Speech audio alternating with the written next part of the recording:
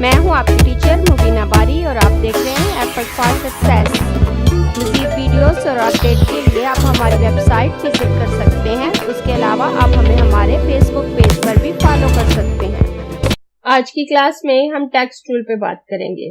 Text tool writing tool है, लेकिन जब हम बात करते हैं कोरल ड्रा, फोटोशॉप या इलस्ट्रेटर जैसे ग्राफिक डिजाइनिंग सॉफ्टवेयर की, तो ये सिर्फ एक राइटिंग टूल नहीं रहता, it's more than a writing tool. हम ना सिर्फ इसे टेक्स्ट लिखने के लिए यूज करते हैं, बल्कि उस टेक्स्ट से हम डिफरेंट लोगो बना सकते हैं। और बहुत सी फेमस कंपनियां, बहुत से बड़े बड़े brand just text based logo use कर रहे होते हैं। अगर आप गूगल पे टेक्स्ट बेस्ड लोगो लिखकर सर्च करें तो आपको बहुत से लोगो मिल जाएंगे। मैंने यहाँ एक साइट खोल के रखी है जहां मुझे डिफरेंट लोगो नजर आ रहे हैं।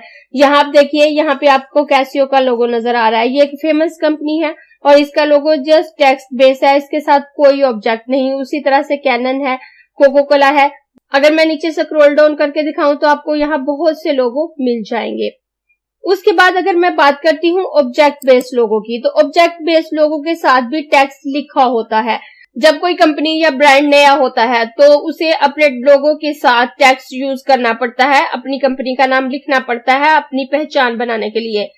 क्योंकि कोई भी कंपनी या ब्रांड एक दिन में टॉप पे नहीं पहुंच जाता, उसके लिए सालों की मेहनत लगती है। अब जैसे आप पेप्सी को ले लें, इनका ये लोगो है और इसके नीचे पेप्सी लिखा हुआ है। जब ये कंपनी शुरू हुई होगी तो इन्हें पेप्सी लाजमी लिखना पड़ता होगा, ताकि लोगों को पता चल सके कि वो क्या यूज कर रहे हैं, किस कंपनी की प्रोडक्ट यूज कर रहे हैं।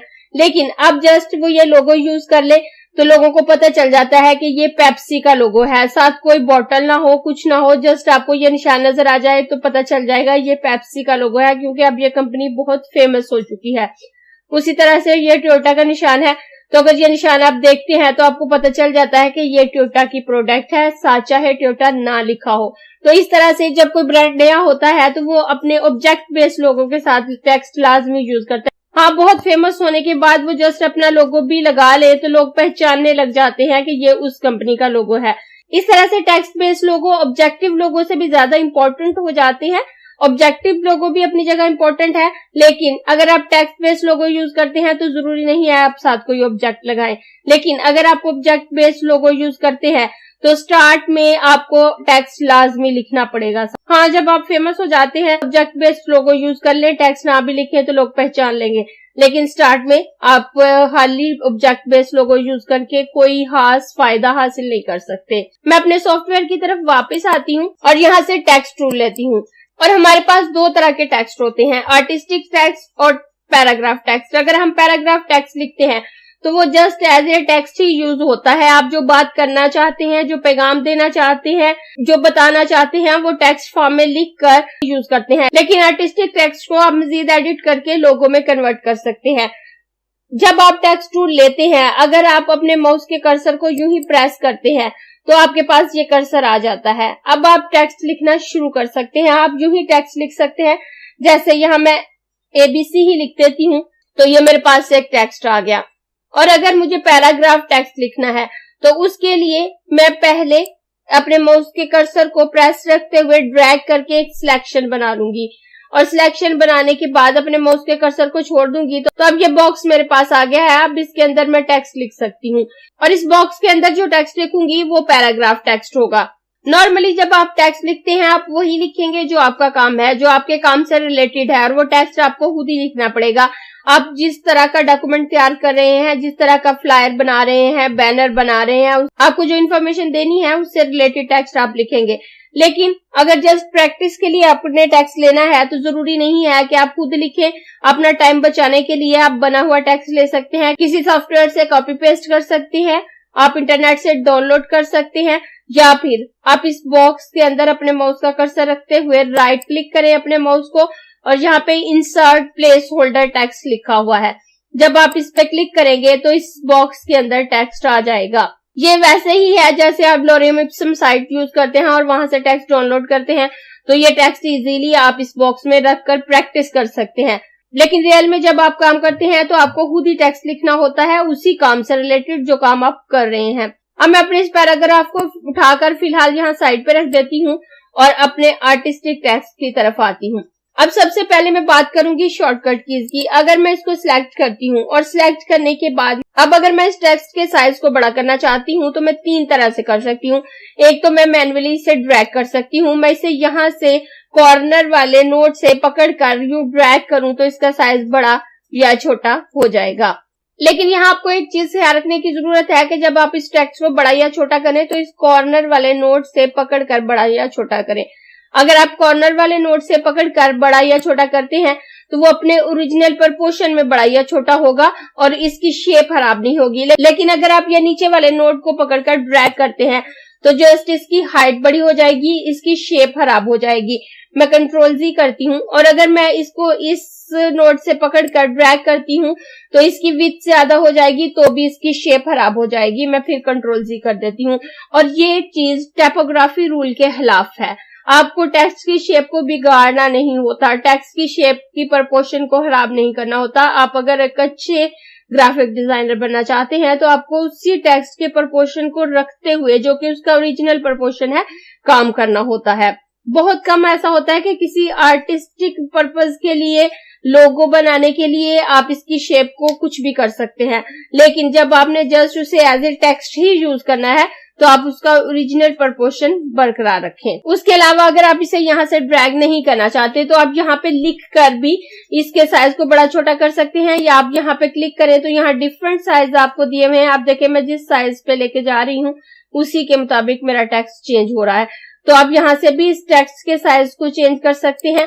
उसके अलावा अगर आप यहाँ पे लिख के चेंज करना चाहें तो लिख कर भी कर सकते हैं। और अगर आप ऐसा नहीं करना चाहते, उसके बाद आप अपने कीबोर्ड से कंट्रोल बटन प्रेस करते हुए अपने कीबोर्ड से 8 प्रेस करेंगे तो इसका साइज बड़ा हो जाएगा। लेकिन जिस तरफ नम लाइक वाले हिस्से में आपको कैलकुलेटर शेप में आपके बटन दिए होते हैं वहां से आप बटन प्रेस करेंगे तो ये ऑप्शन वर्क करेगा, दूसरी तरफ से ये ऑप्शन वर्क नहीं करेगा। मैं कंट्रोल प्रेस करूंगी और नम ब्लॉक वाले हिस्से में से 8 प्रेस करूंगी तो आप देखें इसका साइज बड़ा हो रहा है। और अगर मैं इसके साइज को छोटा करना चाहती हूँ तो मैं कंट्रोल बटन प्रेस करूंगी, नम ब्लॉक वाले हिस्से में से 2 प्रेस करूंगी तो इसका साइज छोटा होने लगेगा। इस तरह से आपकी मर्जी है कि आप किसी भी अंदाज में इसके साइज को बड़ा या छोटा कर सकते हैं। आप मैनुअली इसे ड्रैग करके बड़ा छोटा कर सकते हैं, फॉन्ट साइज में से कोई साइज सिलेक्ट करके इसको बड़ा छोटा कर सकते हैं, या अपने कीबोर्ड से कंट्रोल 8 से इस साइज को बड़ा कर सकते हैं, कंट्रोल 2 से इस साइज को छोटा कर सकते हैं। अगर आप इस टेक्स्ट को वर्टिकल करना चाहते हैं तो आप अपने कीबोर्ड से कंट्रोल प्रेस करेंगे और उसके साथ फुल स्टॉप प्रेस करेंगे तो ये वर्टिकल हो जाएगा। और इसको अगर आप ओरिजिनल हालत में वापस लाना चाहते हैं तो आप कंट्रोल प्रेस करके कॉमा प्रेस करेंगे तो ये वापस हॉरिजॉन्टल हो जाएगा। इस तरह से आप इसे वर्टिकल या हॉरिजॉन्टल कर सकते हैं। तो उसके अलावा अगर आप इसे यहाँ से पकड़कर ड्रैग करें तो ये उल्टा हो जाएगा। मैं कंट्रोल जी कर देती हूँ और अगर आप इसे नीचे को उल्टा करना चाहते हैं तो आप यहाँ से पकड़कर ड्रैग करें तो ये वर्टिकल अंदाज में फ्लिप हो जाएगा। मैं कंट्रोल जी कर देती हूँ और यही काम आप यहाँ से भी फ्लिप कर सकते हैं। अगर आपका ये ऑप्शन सिलेक्ट है तो आप फ्लिप हॉरिजॉन्टली करें तो आप देखें ये उल्टा हो गया। और दोबारा से कंट्रोल जी कर देती हूँ और अगर आप फ्लिप वर्टिकली करें तो आप ये इस तरह से उल्टा हो गया। मैं दोबारा कंट्रोल जी कर देती हूँ। इसके अलावा अगर आप इसकी करैक्टर स्पेसिंग को ज्यादा करना चाहते हैं, करैक्टर स्पेसिंग को कर्निंग कहते हैं, और इसकी कर्निंग को अगर आप ज्यादा करना चाहते हैं, इनके स्पेस को, ये जो इसके दरमियान है, ज्यादा करना चाहते हैं तो आप 2 तरह से कर सकते हैं। एक ये आपका ये टेक्स्ट सिलेक्ट है और आप इसको कन्वर्ट टू कर्व ना करें, उसके बगैर ही आप शेप टूल प्रेस करें। जैसे ही आप शेप टूल सिलेक्ट करेंगे तो यहाँ ये नोड आ जाएंगे। अब आप इसे पकड़कर ड्रैग करेंगे तो आपके करैक्टर का साइज चेंज नहीं हो रहा, आपके अल्फाबेट उसी साइज में रह रहे हैं, जस्ट इनके दरमियान की स्पेस कम या ज्यादा हो रही है और आप इसको कम करके एक दूसरे के साथ बिल्कुल जोड़ सकते हैं या इसको थोड़ा दूर कर सकते हैं। इस तरह से आप इसकी स्पेस को कम या ज्यादा कर सकते हैं। और मैं वापस पिक टूल लेकर इसको सिलेक्ट करती हूँ और उसके बाद अगर आप शॉर्टकट की से इसकी कर्निंग को ज्यादा करना चाहे तो उसके लिए आप अपना टेक्स्ट टूल सिलेक्ट करेंगे। सिलेक्ट करने के बाद आपके पास माउस का कर्सर आ जाएगा और माउस के कर्सर के साथ इसको सिलेक्ट करेंगे। आप टेक्स्ट टूल को सिलेक्ट रखते हुए माउस के कर्सर के साथ इसको सिलेक्ट करेंगे तो ये ऑप्शन आपका वर्क करेगा, अदरवाइज नहीं। जब आप इसको सिलेक्ट कर लेंगे तो सिलेक्ट करने के बाद अपने कीबोर्ड से कंट्रोल और शिफ्ट प्रेस करते हुए ग्रेटर देन साइन दबाएंगे तो आपकी ये कर्निंग ज्यादा होने लगेगी। और अगर आप इस कर्निंग को कम करना चाहते हैं तो कंट्रोल और शिफ्ट दबाकर लेस देन साइन दबाएंगे तो ये कर्निंग कम हो जाएगी। और शॉर्टकट कीज के बाद हम इसकी प्रॉपर्टी बार की तरफ आते हैं। अगर प्रॉपर्टी बार की तरफ आती हूँ तो सबसे पहले इसकी पोजीशन है कि एक्स और वाई एक्सिस पे ये किस पोजीशन पे है। उसके बाद मेरे ऑब्जेक्ट का साइज है कि इसकी हाइट और विड्थ कितनी है। उसके बाद रोटेट ऑप्शन है। अगर आप अपने टेक्स्ट को रोटेट करना चाहते हैं तो यहाँ पे लिख कर रोटेट कर सकते हैं, या जब आप इस पे क्लिक करें तो आपके पास ये रोटेशन हैंडल आ जाते हैं तो आप इसको रोटेट कर सकते हैं। उसके बाद फ्लिप के ऑप्शन है और उसके बाद हमारे पास इसका फॉन्ट है। फॉन्ट कहते हैं टेक्स्ट के स्टाइल को। बाज़ औक़ात हमारा टेक्स्ट बिल्कुल सीधा लिखा होता है, बाज़ औक़ात किसी कैलीग्राफिक स्टाइल में लिखा होता है। डिफरेंट स्टाइल हमारे पास टेक्स्ट के लिए मौजूद होते हैं। मैं अपने टेक्स्ट को थोड़ा सा साइड पे कर देती हूँ और अपने इस ऑप्शन की तरफ आती हूँ। मैं यहाँ से डिफरेंट फॉन्ट सिलेक्ट कर सकती हूँ। इसके वक्त मेरे पास एरियल फॉन्ट सिलेक्ट है और अगर मैं कोई और फॉन्ट सिलेक्ट करना चाहती हूँ तो मैं इस स्क्रॉल को नीचे डाउन करके भी यहाँ से मजीद फॉन्ट सिलेक्ट कर सकती हूँ और मैं यहाँ से जिस फॉन्ट को सिलेक्ट करूंगी वो मेरे टेक्स्ट पे अप्लाई हो जाएगा और मुझे साथ प्रीव्यू भी नजर आएगा। जैसे आप देखिए मैं इस फॉन्ट पे लेके आ रही हूँ तो मेरा टेक्स्ट इसी के मुताबिक चेंज हो गया, इस फॉन्ट पे लेके आ रही हूँ तो इसके मुताबिक चेंज हो गया। इस तरह से हम अप्लाई करने से पहले देख सकते हैं कि जब हम ये टेक्स्ट अप्लाई करेंगे तो हमारा टेक्स्ट कैसा नजर आएगा। अगर मैं यहाँ पे आती हूँ तो हमारा टेक्स्ट कुछ इस तरह से हो जाएगा और यहाँ हमें नीचे प्रीव्यू नजर आ रहा है। उसके बाद यहाँ फॉन्ट में जो ऑप्शन है वो यहाँ 3 ऑप्शन दिए हुए हैं। सबसे पहले ये हाइड प्रीव्यू है। अगर मैं इस प्रीव्यू को हाइड करती हूँ तो यहाँ जो मुझे प्रीव्यू नजर आ रहा है ये हाइड होगा। यहाँ पे ये डिफॉल्ट होता है और ये शो होता है, लाजमी शो होता है। लेकिन अगर मैं इस ऑप्शन को बंद कर देती हूँ तो यहाँ नीचे मुझे प्रीव्यू नजर नहीं आएगा। अब मैं अपने माउस का कर्सर जिस फॉन्ट पे भी लेके जा रही हूँ मुझे यहाँ पे चेंज नजर आ रहा है, यहाँ नीचे नजर नहीं आ रहा। और अगर मैं इसको ऑन कर देती हूँ तो मुझे ये यहाँ नीचे भी नजर आने लगेगा जो भी चेंजिंग मेरे टेक्स्ट में आ रही होगी। और उसके बाद नेक्स्ट ऑप्शन फिल्टर का है। यहाँ हमारे पास डिफरेंट कैटेगरी के फॉन्ट मौजूद होते हैं, लेकिन बाज़ औक़ात हमें नहीं पता होता कि कौन सा फॉन्ट किस कैटेगरी का है या हमें किसी खास कैटेगरी से रिलेटेड फॉन्ट चाहिए होता है। तो हम इस फिल्टर ऑप्शन पर क्लिक करें तो यहाँ हमारे पास डिफरेंट कैटेगरीज आ जाती हैं और अब इसमें से मैं जिस भी कैटेगरी पे क्लिक करूंगी तो मुझे जस्ट उस कैटेगरी के फॉन्ट यहाँ पर शो होने लगेंगे। इस वक्त यहाँ 700 के करीब फॉन्ट मौजूद हैं इसमें, और अगर मैं इसमें से किसी खास कैटेगरी पे क्लिक करती हूँ तो फिर मुझे सिर्फ उसी कैटेगरी के फॉन्ट शो होंगे, बकाया फॉन्ट शो नहीं होंगे।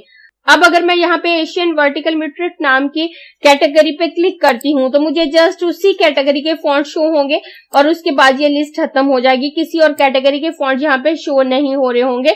और अब ये इसमें 36 फॉन्ट है जो कि पहले मुझे 700 यहाँ पे नजर आ रहा था। अगर मैं इस चेक को हटाती हूँ तो मुझे वापस यहाँ 700 फॉन्ट नजर आ रहे हैं और यहाँ हमारे पास टोटल डिफरेंट कैटेगरी से रिलेटेड 700 फॉन्ट हमारे पास मौजूद है। हम इस यहाँ से कैटेगरी ऊपर से भी सिलेक्ट कर सकते हैं और उसी से रिलेटेड यहाँ पे नीचे लिस्ट हमारे पास आ जाएगी। मैं इस फिल्टर ऑप्शन को भी क्लोज कर देती हूँ। उसके बाद नेक्स्ट फॉन्ट ऑप्शन है और अगर मैं इस पे क्लिक करती हूँ मेरे पास जो पैनल आता है उसमें सबसे पहले जो ऑप्शन है ग्रुप बाय फैमिली है। अगर आप इन फॉन्ट को ग्रुप बाय फैमिली देखना चाहते हैं कि एक फैमिली से रिलेटेड फॉन्ट एक ग्रुप में नजर आए तो आप इस चेक को लगा दें, अदरवाइज हटा दें।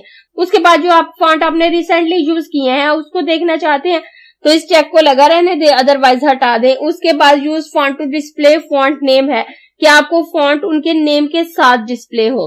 अब आप देखें हमें यहाँ पे फॉन्ट शो भी हो रहे हैं और उनका नेम भी शो हो रहा है। तो अगर आप चाहते हैं कि ये नेम शो हो तो इस जगह पे चेक लगा रहने दें। बेहतर यही है कि हम इन तमाम ऑप्शन को चेक लगा रहने दें ताकि आपके पास एक कंप्लीट लिस्ट आए। उसके बाद फॉन्ट साइज है तो वो मैं आपको बता चुकी हूँ कि आप यहाँ लिखकर फॉन्ट का साइज चेंज कर सकते हैं।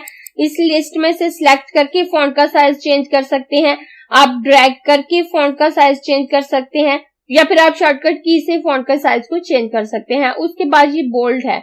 बोल्ड से हमारा टेक्स्ट थोड़ा सा मोटा हो जाता है। अगर मैं इस ऑप्शन पे क्लिक करती हूँ तो आप देखें ये हमारी राइटिंग थोड़ी मोटी हो गई। बोल्ड के बाद इटैलिक है तो इससे हमारा टेक्स्ट थोड़ा सा तिरछा हो जाता है। अगर मैं इस ऑप्शन पे क्लिक करूँ तो आप देखें मेरा टेक्स्ट थोड़ा तिरछा हो गया। अगर मैं वापस इस पे क्लिक करूँ तो मेरा टेक्स्ट नॉर्मल हो जाएगा। उसके बाद अंडरलाइन है। अगर आप इसके नीचे अंडरलाइन लगाना चाहते हैं तो इसके नीचे एक अंडरलाइन आ जाएगी। मैं इस पे क्लिक करूं तो आप देखें ये अंडरलाइन इसके नीचे आ गई। उसके बाद नेक्स्ट ऑप्शन अलाइनमेंट का है। तो अलाइनमेंट का ऑप्शन हमारे पैराग्राफ टेक्स्ट पे काम करता है, आर्टिस्टिक टेक्स्ट पे नहीं। अब मैं इस आर्टिस्टिक टेक्स्ट को साइड पे रख देती हूँ और इस पैराग्राफ टेक्स्ट को उठाकर अपने पेज के दरमियान में रख देती हूँ और इसको थोड़ा सा जूम कर देती हूँ। अब मैं इस ऑप्शन पे क्लिक करूंगी तो यहाँ मेरे पास सबसे पहले नन है कि ये इसकी कोई अलाइनमेंट शो नहीं हो रही।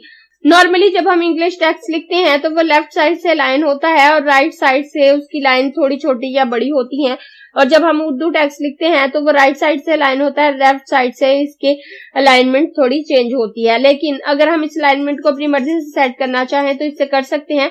सबसे ऊपर नन है तो ये कोई अलाइनमेंट शो नहीं कर रहा, उसके बाद लेफ्ट है तो ये ऑलरेडी लेफ्ट अलाइन है। उसके बाद सेंटर अलाइन है। अगर मैं इस पे अपने माउस का कर्सर लेके आती हूँ तो ये सेंटर से अलाइन हो जाएगा और जो भी कम ज्यादा स्पेस है वो हमारी दोनों साइड्स पे इक्वली डिस्ट्रीब्यूट हो जाएगी। और अगर मैं इसे राइट अलाइन करती हूँ तो ये राइट साइड से अलाइन हो जाएगा और लेफ्ट साइड से हमारी स्पेस कम ज्यादा हो जाएगी। और अगर मैं इसे जस्टिफाई करती हूँ तो आप देखें इसकी दोनों साइड बराबर हो जाएंगी। ये हमारे वर्ड्स को फैला देगा, उनकी स्पेस को ज्यादा कर देगा या कर्निंग थोड़ी ज्यादा कर देगा और हमारी दोनों साइड्स इक्वली बराबर हो जाएंगी। और जैसे ही मैं अपने माउस का कर्सर जिस ऑप्शन पे भी लेके जा रही हूँ मुझे उसका प्रीव्यू साथ साथ नजर आ रहा है। मैं जिस पे ओके करूंगी वो अप्लाई हो जाएगा। और उसके बाद नीचे फोर्स जस्टिफाई है। अगर मैं फोर्स जस्टिफाई करती हूँ तो ये मेरी हर लाइन को इक्वली डिस्ट्रीब्यूट कर देगा, उनकी स्पेस को कम ज्यादा करते हुए। आप देखें जस्टिफाई किया है तो लास्ट वाली लाइन सिर्फ हाफ में आ रही है, बकाया तमाम लाइंस इक्वल है। लेकिन मैं फोर्स जस्टिफाई करती हूँ तो ये इसे मजीद वाइड करके इनको इक्वली डिस्ट्रीब्यूट कर देगा। मैं फिलहाल नन ही रहने देती हूँ। और उसके बाद नेक्स्ट ऑप्शन बुलेट का है। तो अगर मैं इस पे क्लिक करती हूँ तो ये एक बुलेट यहाँ पे आ जाएगा। ये बुलेट पैराग्राफ पे आया है क्योंकि इस वक्त पैराग्राफ लिखा हुआ है, लेकिन अगर हम कोई लिस्ट बनाते हैं तो उसके बाद हर लाइन पे बुलेट आ जाएगा। मैं इसको जूम आउट कर लेती हूँ और जूम आउट करने के बाद यहाँ से टेक्स्ट टूल सिलेक्ट करूंगी और टेक्स्ट टूल सिलेक्ट करके एक और पैराग्राफ यहाँ पे बना लेती हूँ। उसके बाद लिखने के लिए अपने माउस का कर्सर यहाँ पे रखूंगी। मैं यहाँ से राइटिंग साइज थोड़ा ज्यादा कर देती हूँ। मैं यहाँ पे ए लिखूंगी और इंटर प्रेस कर दूंगी। उसके बाद बी लिखूंगी, इंटर प्रेस कर दूंगी। उसके बाद सी लिखूंगी, इंटर प्रेस कर दूंगी। और उसके बाद मैं इसको सिलेक्ट करके इस बुलेट ऑप्शन पे क्लिक करूं तो आप देखें इन तमाम के साथ बुलेट्स आ गए। बुलेट्स को नॉर्मली हम लिस्ट बनाने के लिए यूज करते हैं या क्वेश्चन पेपर जब बना रहे होते हैं उसमें भी ये यूज हो रहे होते हैं। इस तरह से आप अपनी किसी भी लिस्ट के साथ बुलेट्स लगा सकते हैं। उसके बाद नेक्स्ट ऑप्शन ड्रॉप कैप का है। मैं वापस इस पैराग्राफ टेक्स्ट की तरफ आती हूँ। आप अपने अक्सर मैगजीन्स वगैरह, न्यूज़पेपर्स या किसी बुक्स में देखा होगा, फर्स्ट लाइन का पहला वर्ड ज्यादा बड़ा होता है, एक से ज्यादा लाइंस पे आ रहा होता है, तो उसको ड्रॉप कैप कहते हैं। अगर मैं इस पे क्लिक करती हूँ तो आप देखें यहाँ इसका पहला वर्ड एल बड़ा हो गया और एक से ज्यादा लाइंस पे आ गया। आपके पास एक ही पैराग्राफ है जैसे इस वक्त मेरे पास है तो वो तो ड्रॉप कैप पर एक ही अप्लाई होगा। लेकिन अगर आपके पास एक से ज्यादा पैराग्राफ है तो एक से ज्यादा ड्रॉप कैप आपके पास अप्लाई होंगे हर पैराग्राफ के स्टार्ट में। लेकिन अगर आप पेज के स्टार्ट में जस्ट एक दफा ही ड्रॉप कैप अप्लाई करना चाहते हैं तो आप अपने पैराग्राफ को माउस के कर्सर की मदद से सिलेक्ट करें, टेक्स्ट टूल को सिलेक्ट रखते हुए, और ड्रॉप कैप अप्लाई करें तो आपकी फर्स्ट लाइन पे ही ड्रॉप कैप अप्लाई होगा। मैं वापस इस टेक्स्ट को उठा देती हूँ और इसको भी उठा देती हूँ और अपने इस टेक्स्ट को ले लेती हूँ। इसके नीचे से अंडरलाइन भी खत्म कर देती हूँ। अब इसकी प्रॉपर्टी बार में हमें जो ऑप्शन नजर आ रहे थे वो कंप्लीट हो चुके हैं, लेकिन इसमें कुछ ऑप्शन बाकी हैं क्योंकि यहाँ ये 2 एरो हमें नजर आ रहे हैं। अगर मैं इन एरो पे क्लिक करूं तो मेरे पास 3 ऑप्शन आते हैं। इसमें सबसे पहला ऑप्शन टेक्स्ट प्रॉपर्टीज का है। टेक्स्ट प्रॉपर्टीज का ऑप्शन हमारे पास टेक्स्ट मेन्यू में भी सबसे पहले नंबर पे मौजूद है। ये ऑप्शन हमारे पास टेक्स्ट मेन्यू में भी मौजूद है और टेक्स्ट की प्रॉपर्टीज में भी। और ये काफी बड़ा टॉपिक है, इसे इसी क्लास में कवर करना मुश्किल हो जाएगा, क्लास बहुत ज्यादा लंबी हो जाएगी, लिहाजा टेक्स्ट प्रॉपर्टीज का ऑप्शन इसकी नेक्स्ट क्लास में डिस्कस करूंगी। और उसके बाद नेक्स्ट ऑप्शन एडिट टेक्स्ट का है। एडिट टेक्स्ट का ऑप्शन भी हमारे पास टेक्स्ट मेन्यू में मौजूद है। आप ये देखें, ये एडिट टेक्स्ट का ऑप्शन है। इसको भी अगर मुझे डिटेल में बताना है, अगर मुझे जस्ट कुछ बातें बता के कुछ छोड़नी हो तो मैं इसी क्लास में इसको कवर कर सकती हूँ, लेकिन मैं आपको डिटेल में बताना चाहती हूँ ताकि आप पूरी तरह से सीख सकें। इसलिए मैं टेक्स्ट प्रॉपर्टीज पे अलहदा क्लास बनाऊंगी और एडिट टेक्स्ट पे अलहदा क्लास बनाऊंगी क्योंकि इनको एक क्लास में कवर करना बहुत मुश्किल है।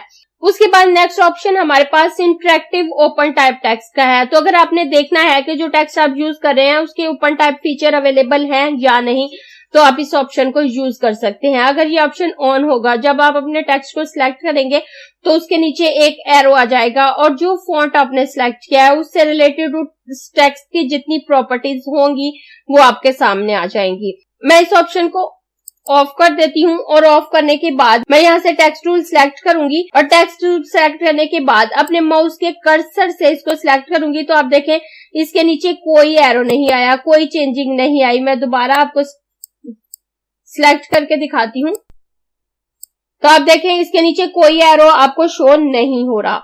मैं सिलेक्शन को खत्म करूंगी और यहाँ से मैं इस ऑप्शन को ऑन कर देती हूँ। ऑन करने के बाद मैं दोबारा यहाँ से टेक्स्ट टूल लूंगी और टेक्स्ट टूल लेने के बाद अपने माउस के कर्सर की मदद से इसको सिलेक्ट करूंगी। तो आप देखें ये नीचे छोटा सा एरो आपको नजर आ रहा है और जब आप इस एरो के करीब अपने माउस का कर्सर लेके जाएंगे तो ये हैंड में तब्दील हो जाएगा और जब ये हैंड में तब्दील हो जाए आप इस पे क्लिक करें तो इससे रिलेटेड जितनी प्रॉपर्टीज होंगी वो आपको यहाँ पे शो हो जाएंगी। तो उसके बाद इस टेक्स्ट से रिलेटेड जितने स्टाइल अवेलेबल हैं उनमें से अगर आप किसी स्टाइल में भी इसको कन्वर्ट करना चाहते हैं तो कर सकते हैं। यहाँ से आप सिलेक्ट करेंगे तो वो कन्वर्ट हो जाएगा। और अगर मैं इसके फॉन्ट को चेंज कर दूं, चेंज करके मैं यहाँ से कोई दूसरा फॉन्ट ले लेती हूँ, मैं ये फॉन्ट ले लेती हूँ। अब यहाँ से मैंने अपने फॉन्ट को चेंज किया और जो फॉन्ट मैंने लिया है उसके नीचे कोई एरो नहीं आ रहा। तो इसका मतलब है कि इसके ओपन टाइप फीचर हमारे पास अवेलेबल नहीं है, इसके कोई मजीद स्टाइल हमारे पास नहीं है जिसे हम चेंज कर सकें। अब मैं दोबारा अपना टेक्स्ट चेंज कर देती हूँ और चेंज करने के बाद जब मैं इसे दोबारा सिलेक्ट करूंगी तो आप देखें इसके नीचे ये एरो मौजूद है। जिस फॉन्ट स्टाइल के साथ ओपन टाइप फीचर अवेलेबल होगा और आपका इंटरेक्टिव ओपन टाइप का ऑप्शन ऑन होगा तो उसके साथ आपको एरो नजर आ जाएगा। तो आप उस एरो पे क्लिक करेंगे तो आपको डिफरेंट स्टाइल नजर आ जाएंगे और आप उनमें से कोई भी स्टाइल चेंज कर सकते हैं। लेकिन अगर आपका ये ऑप्शन ऑफ है, ऑन नहीं है, तो किसी भी फॉन्ट के साथ अगर हमें ओपन टाइप फीचर अवेलेबल हैं भी तो वो शो नहीं होंगे। उसके बाद मैं इन सबको डिलीट कर देती हूँ। यहाँ मैं आपको एक बात बताती चलूं, अंडरलाइन, बुलेट्स और ड्रॉप कैप के ऑप्शन हमारे पास यहाँ मौजूद हैं, लेकिन इनसे रिलेटेड मजीद सेटिंग हमारे पास टेक्स्ट प्रॉपर्टीज में मौजूद हैं। यहाँ अगर हम अंडरलाइन का ऑप्शन यूज करते हैं तो हमारे ऑब्जेक्ट के नीचे या हमारे टेक्स्ट के नीचे एक सिंगल लाइन आती है। लेकिन अगर हम इस लाइन के स्टाइल को चेंज करना चाहते हैं, इसे डबल करना चाहते हैं, इसे टेक्स्ट के दरमियान में या ऊपर लाना चाहते हैं तो वो तमाम सेटिंग टेक्स्ट प्रॉपर्टीज में है। हम यहाँ से अपने बुलेट के साइज को चेंज करना चाहते हैं, उसके स्टाइल को चेंज करना चाहते हैं, टेक्स्ट के दरमियान उसकी स्पेसिंग को कम ज्यादा करना चाहते हैं, तो वो तमाम ऑप्शन भी टेक्स्ट प्रॉपर्टीज में मौजूद हैं। उसी तरह से ड्रॉप कैप का हम फासला टेक्स्ट के साथ ज्यादा रखना चाहते हैं या कम रखना चाहते हैं या इसकी लाइनें कम ज्यादा करना चाहते हैं, तो वो तमाम ऑप्शन भी टेक्स्ट प्रॉपर्टीज में मौजूद हैं। टेक्स्ट प्रॉपर्टीज का ऑप्शन बहुत इंपॉर्टेंट ऑप्शन है, नेक्स्ट क्लास बहुत इंपॉर्टेंट है, उसे लाजमी देखिएगा अगर आप टेक्स्ट को अच्छे से समझना चाहते हैं। उसके बाद मैं बात करती हूँ टेक्स्ट फ्रेम पे। जब हम टेक्स्ट टूल लेकर सिलेक्शन बनाते हैं तो इसे टेक्स्ट फ्रेम कहते हैं और जब हम इसके अंदर टेक्स्ट लिखते हैं तो उसके अंदर उसी साइज का टेक्स्ट लिखा जाता है जो यहाँ पे हमारे पास होता है। अगर हमने इसके साइज को चेंज करना है तो या तो इसके अंदर टेक्स्ट लिखने से पहले इसको चेंज कर लेते हैं या फिर माउस के कर्सर की मदद से उसे सिलेक्ट करके उसके फॉन्ट के साइज को हम चेंज कर सकते हैं, अदरवाइज हमारा टेक्स्ट चेंज नहीं होगा। और उसके अलावा अगर हम इसके साइज को बड़ा या छोटा करना चाहें तो कर सकते हैं। अगर मैं इसे यहाँ से पकड़ के ड्रैग करूं तो ये हाइट और विड्थ दोनों साइड पे बड़ा होगा और अगर मैं इसे जस्ट यहाँ से पकड़ के ड्रैग करूं तो इसकी विड्थ ज्यादा होगी। उसके बाद मैं इसके अंदर क्लिक करती हूँ और क्लिक करने के बाद इंसर्ट प्लेस होल्डर टेक्स्ट पे क्लिक करके इसके अंदर टेक्स्ट प्लेस कर लेती हूँ। अब अगर मैं इसके साइज को चेंज करना चाहूँ तो आप देखें इस वक्त ये सिलेक्ट तो है, मैं इस पे क्लिक करके यहाँ से किसी भी फॉन्ट पे लेके जा रही हूँ तो इसमें कोई चेंजिंग नहीं आ रही और इस तरह से ये बिल्कुल भी चेंज नहीं होगा। या तो इसके अंदर टेक्स्ट लिखने से पहले आप डिसाइड कर लें आपने क्या फॉन्ट साइज लेना है या फिर यहाँ से टेक्स्ट टूल को सिलेक्ट करते हुए अपने माउस के कर्सर की मदद से इस टेक्स्ट को सिलेक्ट करें। जब आप माउस के कर्सर से इस टेक्स्ट को सिलेक्ट करेंगे तो इस सिलेक्शन का कलर ब्लू हो जाएगा, लाइट ब्लू कलर। उसके बाद आप जब इस पे अपने माउस का कर्सर लेके जाएंगे तो आप देखें जिस फॉन्ट पे आप लेके जा रहे हैं आपका साइज उसी के मुताबिक चेंज हो रहा है और आप यहाँ से जो फॉन्ट साइज रखना चाहें रख सकते हैं। मैं इसके फॉन्ट साइज को ज्यादा कर देती हूँ। अब देखें, ये जो फ्रेम हमने लगाया था इसका कलर रेड हो गया। रेड क्यों हुआ? हमारा फॉन्ट का साइज बड़ा होने की वजह से हमारा फॉन्ट बड़ा हो गया। अब ये इसके अंदर पूरा नहीं आ रहा।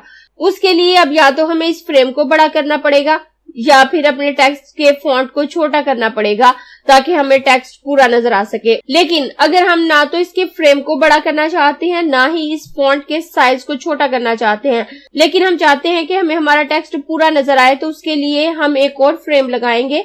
मैं यहाँ पे एक खाली फ्रेम बना लेती हूँ और इस फ्रेम को बनाने के बाद मैं इस फ्रेम का लिंक इसके साथ कर दूंगी। उसके बाद जो इसके अंदर एक्स्ट्रा टेक्स्ट होगा वो इसमें चला जाएगा। उसके लिए मैं इसको सिलेक्ट करूंगी और सिलेक्ट करने के बाद ये जो नीचे मुझे बॉक्स नजर आ रहा है मैं इस पे क्लिक करूंगी। क्लिक करने के बाद आप देखें मेरे माउस का कर्सर इस तरह से हो गया। उसके बाद मैं इसे इस लाइन पे लेके आऊंगी तो इसका एरो की शेप कुछ इस तरह से हो जाएगी और जब मैं इस पे क्लिक करूंगी तो एक्स्ट्रा टेक्स्ट जो इसके अंदर था वो इसके अंदर आ गया है और ये आपको एक लाइन भी नजर आ रही है कि इसका लिंक इसके साथ है। अब अगर मैं इसके साइज को बड़ा करती हूँ तो इसमें से टेक्स्ट इसके अंदर आने लगेगा, इसमें से टेक्स्ट कम होने लगेगा। लेकिन अगर मैं इसके साइज को छोटा करती हूँ तो इसमें से मजीद टेक्स्ट इसके अंदर आ जाएगा। और ये लिंक आप जरूरी नहीं कि एक पेज पे डिफरेंट फ्रेम के दरमियान करें, आप एक पेज से दूसरे पेज पे भी ये लिंक क्रिएट कर सकते हैं। जैसे अगर मैं यहाँ एक और पेज ऐड कर लेती हूँ। अब जब मैंने खाली पेज ऐड किया है तो वो मेरे पहले पेज से पहले ऐड हुआ है, लिहाजा जिस पेज पे मैं ऑलरेडी काम कर रही थी वो पेज 2 हो गया है और यहाँ पेज 1 मेरे पास नया पेज आ गया है। अब यहाँ से मैं टेक्स्ट टूल लूंगी और इसके ऊपर एक खाली फ्रेम बना लूंगी। खाली फ्रेम बनाने के बाद मैं पेज 2 पे आऊंगी और उसके बाद मैं अपने इस बॉक्स को सिलेक्ट करूंगी और इसके इस दरमियान वाले बॉक्स पर क्लिक करूंगी। क्लिक करने के बाद आप देखें मेरा एरो चेंज हो गया। उसके बाद मैं पेज 1 पे जाऊंगी और यहाँ पे लाकर इसको प्लेस कर दूंगी तो अब इसका लिंक पेज 2 के साथ हो गया और यहाँ ये आपको पेज 2 लिखा नजर आ रहा है कि इसका लिंक पेज 2 के साथ है, इसका बकाया डेटा पेज 2 पे मौजूद है। और मैं पेज 1 पे वापस आऊं तो यहाँ देखें ये एरो नजर आ रहा है और यहाँ पे पेज 1 लिखा नजर आ रहा है कि इसका एक्स्ट्रा टेक्स्ट जो है वो पेज 1 पे मौजूद है। इस तरह से अगर आपके एक फ्रेम में टेक्स्ट ज्यादा है तो आप उसी पेज पे दूसरा फ्रेम लगाकर बकाया टेक्स्ट उसमें प्लेस कर सकते हैं या किसी दूसरे पेज पे एक फ्रेम लगाकर उसका लिंक उसके साथ कर सकते हैं। मैं इन सबको भी डिलीट कर देती हूँ। मैं अब आपको खूबसूरत सा टेक्स्ट लोगो बनाना सिखाती हूँ। मैं यहाँ से टेक्स्ट टूल लूंगी। टेक्स्ट टूल लेने के बाद अपने कीबोर्ड से कैप लॉक ऑन करके यहाँ पर M लिख लेती हूँ और M लिखने के बाद मैं इसके साइज को बड़ा कर लूंगी और साइज को बड़ा करने के बाद बोल्ड कर लूंगी और बोल्ड करने के बाद मैं इसकी एक कॉपी ले लूंगी और इसमें रेड कलर फिल कर दूंगी और ऊपर वाली कॉपी को थोड़ा सा राइट मूव करके यहाँ पे सेट कर लूंगी और सेट करने के बाद मैं इसमें थोड़ा सा डार्क मैरून कलर फिल कर लेती हूँ। मैं यहाँ पे क्लिक करूंगी और यहाँ से थोड़ा सा डार्क मैरून कलर फिल कर लूंगी। उसके बाद मैं इस नीचे वाली कॉपी को सिलेक्ट करूंगी और इसमें डार्क मैरून कलर फिल करूंगी। कलर फिल करने के बाद मैं ऊपर वाली लेयर को सिलेक्ट करूंगी और इसमें ग्रेडियंट फिल कर दूंगी।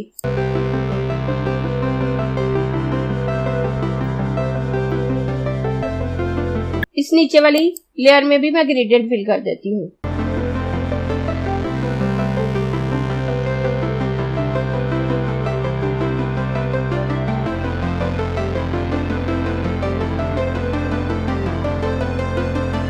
इन दोनों में मैंने ग्रेडियंट फिल कर दिए हैं और उसके बाद मैं इनको सिलेक्ट करके अपने कीबोर्ड से Ctrl+G प्रेस करूंगी और इनको ग्रुप कर दूंगी और इसको उठाकर यहाँ साइड पे रख दूंगी और दोबारा से टेक्स्ट टूल लूंगी और यहाँ पर कैप लॉक को ऑन रखते हुए G लिख लूंगी और इसके साइज को भी मैं बड़ा कर देती हूँ और इसको बोल्ड कर देती हूँ और इसकी एक और कॉपी ले लेती हूँ। ऊपर वाली लेयर में मैं लाइट ग्रे कलर फिल करूंगी और नीचे वाली लेयर में मैं डार्क ग्रे कलर फिल करती हूँ और इन पे भी ग्रेडियंट अप्लाई कर लेती हूँ।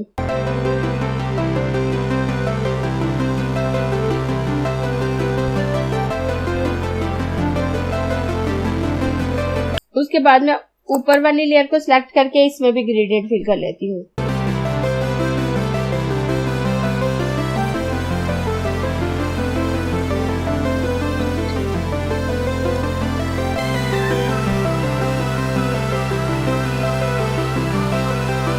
ग्रेडियंट फिल करने के बाद मैं इन दोनों को सिलेक्ट करूंगी और सिलेक्ट करके कंट्रोल जी करके ग्रुप कर लूंगी। और ग्रुप करने के बाद मैं यहाँ से इलिप्स टूल लूंगी और ओवल शेप में एक सर्कल ड्रॉ कर लूंगी। सर्कल ड्रॉ करने के बाद मैं इस सर्कल को उठाकर यहाँ पर सेट कर दूंगी। और यहाँ सेट करने के बाद मैं इस सर्कल को सिलेक्ट करूंगी, शिफ्ट के साथ इस पीछे वाले ऑब्जेक्ट को सिलेक्ट करूंगी और सिंप्लीफाई से इतना हिस्सा काट लूंगी। मैं बाहर क्लिक करूंगी, उसके बाद मैं इस सर्कल को उठाकर डिलीट कर दूंगी। जब मैं इसे सिंप्लीफाई करूंगी तो इसकी लेयर वापस दोनों अलग हो जाएंगी। उसके बाद मैं दोबारा इनको सिलेक्ट करके ग्रुप कर दूंगी और ग्रुप करने के बाद इसको उठा के मैं यहाँ पे रख देती हूँ। और यहाँ पे रखने के बाद अब मैं हाईलाइट इफेक्ट क्रिएट कर लेती हूँ। हाईलाइट इफेक्ट हम इंटरनेट से डाउनलोड भी कर सकते हैं। इसके अलावा मुख्तलिफ तरीकों से हाईलाइट इफेक्ट क्रिएट कर सकते हैं। जब हम कोरल ड्रॉ का बेसिक कोर्स कंप्लीट करके एडवांस कोर्स की तरफ आएंगे तो मैं आपको डिफरेंट हाईलाइट क्रिएट करना सिखाऊंगी। फिलहाल मैं स्टार टूल से हाईलाइट क्रिएट कर लेती हूँ। मैं यहाँ से स्टार टूल लूंगी और यहाँ पर एक स्टार ड्रॉ कर लूंगी। मैं कंट्रोल प्रेस करके एक्यूरेट स्टार ड्रॉ करूंगी और उसके बाद इसकी साइड को 5 की बजाय 8 कर दूंगी। 8 करने के बाद मैं यहाँ से इसकी शार्पनेस को ज्यादा करके 85 कर दूंगी और इसके अंदर व्हाइट कलर फिल करके इसकी आउटलाइन नन कर दूंगी। और उसके बाद इसको रोटेशन मोड में लाकर यहाँ से रोटेट करूंगी। कीबोर्ड से शिफ्ट प्रेस करते हुए जब मैं इसे अंदर की तरफ ड्रैग करूंगी तो ये इसका साइज बिल्कुल सेंटर में रहते हुए छोटा होने लगेगा। आपको इसे दोबारा से सेट करने की जरूरत नहीं होगी, ये बिल्कुल सेट होगा। और आप इसको बिल्कुल दरमियान में रखते हुए अपने माउस का राइट क्लिक प्रेस करें तो आपके पास इसकी एक कॉपी आ जाएगी। उसके बाद मैं इन दोनों को सिलेक्ट करूंगी और सिलेक्ट करने के बाद कंट्रोल जी करके ग्रुप कर दूंगी। और ग्रुप करने के बाद मैं यहाँ से बिट मैप में आऊंगी और कन्वर्ट टू बिट मैप कर दूंगी। यहाँ पे इसकी रेजोल्यूशन 300 रखते हुए ओके करूंगी तो ये बिट मैप में कन्वर्ट हो जाएगा। उसके बाद दोबारा बिट मैप में आऊंगी और इस पे गॉसियन ब्लर अप्लाई कर दूंगी। यहाँ आपको प्रीव्यू भी नजर आ जाएगा। उसके बाद आप इस बार से कम ज्यादा करके भी देख सकते हैं। फिलहाल मैं इसमें 12 पिक्सल ब्लर ऐड कर रही हूँ और यहाँ से ओके कर दूंगी तो ये ब्लर ऐड हो जाएगा। उसके बाद मैं इसके साइज को छोटा कर दूंगी। छोटा करने के बाद मैं इस जी को उठाकर यहाँ दरमियान में रखती हूँ और इसकी एक कॉपी उठाकर मैं यहाँ पे रख दूंगी और इसकी एक कॉपी मैं यहाँ पे रख दूंगी और इसके साइज को मजीद छोटा कर लेती हूँ। उसके बाद मैं यहाँ से जूम टूल लेकर इस हिस्से को जूम करूंगी ताकि मैं इसे अच्छे से सेट कर सकूं। और उसके बाद पिक टूल लूंगी और इसको भी उठाकर बिल्कुल यहाँ कॉर्नर पे सेट कर दूंगी। और सेट करने के बाद इसको उठाकर यहाँ इस दरमियान वाली लाइन पे इसको सेट कर दूंगी और इसके साइज को मजीद थोड़ा सा छोटा कर लेती हूँ और अपने पेज को वापस नॉर्मल कर लेती हूँ। और इन हाईलाइट को सेट करने के बाद मैं इस हाईलाइट को सिलेक्ट करूंगी, शिफ्ट के साथ इस हाईलाइट को सिलेक्ट करूंगी। उसके बाद शिफ्ट के साथ अपने ऑब्जेक्ट को सिलेक्ट करते हुए इन सबको ग्रुप कर दूंगी और ग्रुप करने के बाद इसके साइज को छोटा कर लेती हूँ।